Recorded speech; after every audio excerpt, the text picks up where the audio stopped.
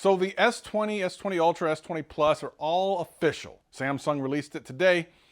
And I got to tell you something, I was actually a little bit surprised by one aspect of this entire press conference. I thought it was actually kind of surprising. Not the S20 themselves or the S20 Ultra or anything like that.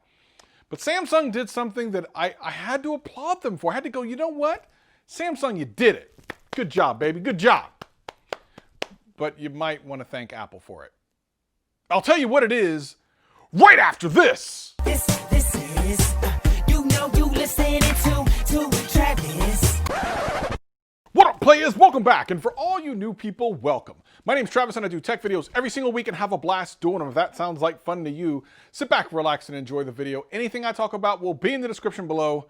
But for now, let's just get into the video. Now, there's a lot of things I'm actually not going to talk about as far as this phone's concerned. There are some hands-on videos out there. You should go watch those. In addition to that, I'm actually going to talk a lot about these on my podcast, Gadget Cast, with my friend Greg from Greg's Gadgets. We're on all the audio things, but also we have a YouTube channel that we live stream those reactions and video podcasts to. I'll keep a link in the description below, and I'll put a link in the end of the video. Check us out and subscribe because we're going to talk in depth about this entire S20, S20 Ultra thing. Now, we already knew just about everything there was to know about the S20 and S20 Ultra. So there's not a lot really to kind of be surprised about. I mean, some of the software is interesting because unlike most of the things about these phones, that doesn't leak too often. But even this year, we kind of knew some stuff about the software, which we don't normally know every year. Seems to me by next year, we're literally not going to need to have one of these press conferences. We just know everything. Listen, I'm going to tell you about all the cool things about this phone, but the reality is this. They did one thing that they took from Apple that made much more impact to me than anything else about the S20 or S20 Ultras. I'll tell you about that near the end of this video. But I'm gonna tell you some of the things that stood out in the press conference that I'll talk about right now that I thought are either interesting or not as interesting as they made it to seem. Now, one of the first things they did is dropped a bomb that they were streaming the entire conference on an S20 or a bunch of S20s. Now, this was a great mic drop moment and it really puts their money where their mouth is. I loved this moment. Although I'll be honest, I wasn't completely surprised. When I started watching the stream, I was like, why doesn't this look as crisp and as clear as it normally does? It's because it was shot on a smartphone. But take nothing away, that was really cool, and it's something Apple hasn't done. As a matter of fact, last year, Apple talked about how their iPhone 11 was the best smartphone camera ever. They literally could have streamed that on the S11, on their iPhone 11, and they didn't do it. Samsung said, you know what, the S20 is everything, the camera's amazing, and here's the proof. So I respect that, Samsung, I respect that. Speaking of video, of course, this thing can shoot in 8K, and they kind of combined the 8K argument with 5G. So here's two things that you'll never use this year, 8K and 5G. There's reasons for this. How many of you out there have an 8K TV? Very few of you. That guy over there does, because he lives in his basement. And that person over there, they do. But most of you don't. And you're not going to shoot in 8K. Depending on which storage size you get, that's going to eat up all of your memory. And while some of you can say, well, it's good for future-proofing, how many videos are you watching years later when you can actually watch it on an 8K television? How many videos are you going to shoot this year that you're going to need to watch in 8K a couple years from now? Probably none. And it's not to say that they shouldn't push it forward and have 8K video, but I mean, you know, it's just not something that we're going to see a lot of use out of this year. And 5G is a whole nother problem. While it's nice that they've baselined all of the phones that have 5G, and I do appreciate that, the reality is most people are not going to be able to use it because some carriers are going to charge you more, which most people don't want to pay for. And when they find out how unreliable a connection to 5G is, that's not a selling point anymore. It's going to take a while, at least in America, before 5G is any kind of consistent connection with your phones.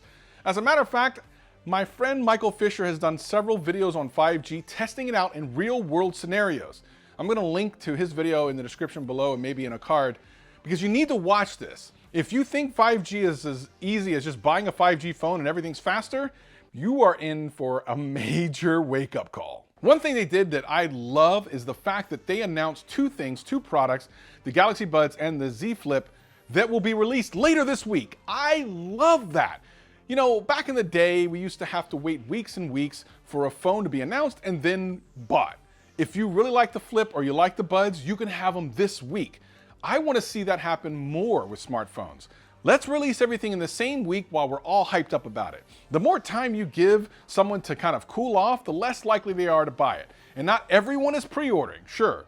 A lot of the geeks that are on YouTube right now watching these videos are pre-ordering them, but a vast majority of people are not. Get it hot and heavy. Let's get it out this week. And we did hear about the 120 hertz, and I love the way they marketed this. They were real smart about this. They talked about how it's for gamers, because most people, while they will like it, and listen, I love high refresh rate screens, most people don't care.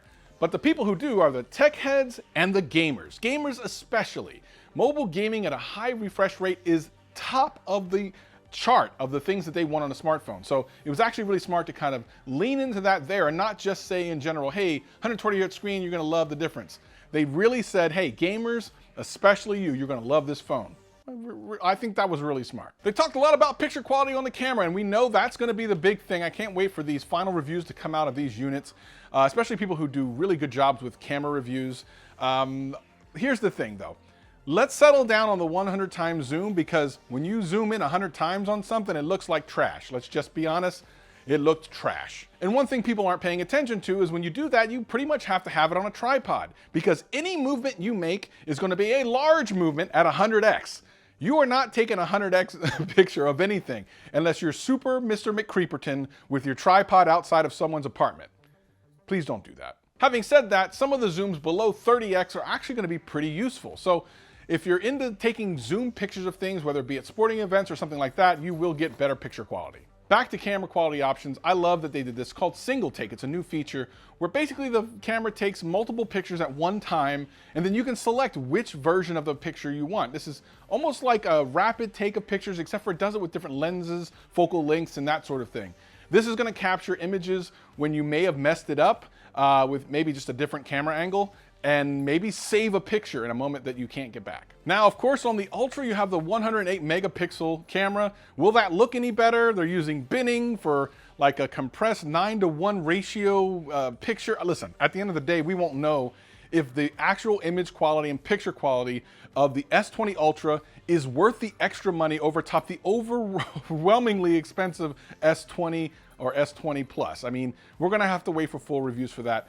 My thoughts are it's probably not worth the extra couple $100, but only time will tell. And while we don't have to wait too long, March 6th is kind of a long time away. We knew that was going to be the date, and the pricing is exactly like John Prosser said. So I made a video about this. Go ahead and watch it. I mean, I've talked about the pricing. That's only part of the problem. But the thing that Samsung did, the one thing that I got to say I'm absolutely impressed by, that they took from Apple, is they lowered the prices of the S10 and put them on the stage with and next to the S20 in the little slide there.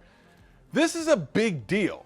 Apple's been doing this for years, just lowering the prices on the older phones and putting them up and saying, hey, we have prices all across the range. Doesn't matter if you want the high end or the low end, we got you covered. Samsung in the past has just announced new phones and pretended the other ones didn't exist. And you kind of understand the concept behind it, but I'm glad that Samsung is finally looking forward and saying, you know what? Not everyone's going to want to buy a $1,000 or $1,200 phone.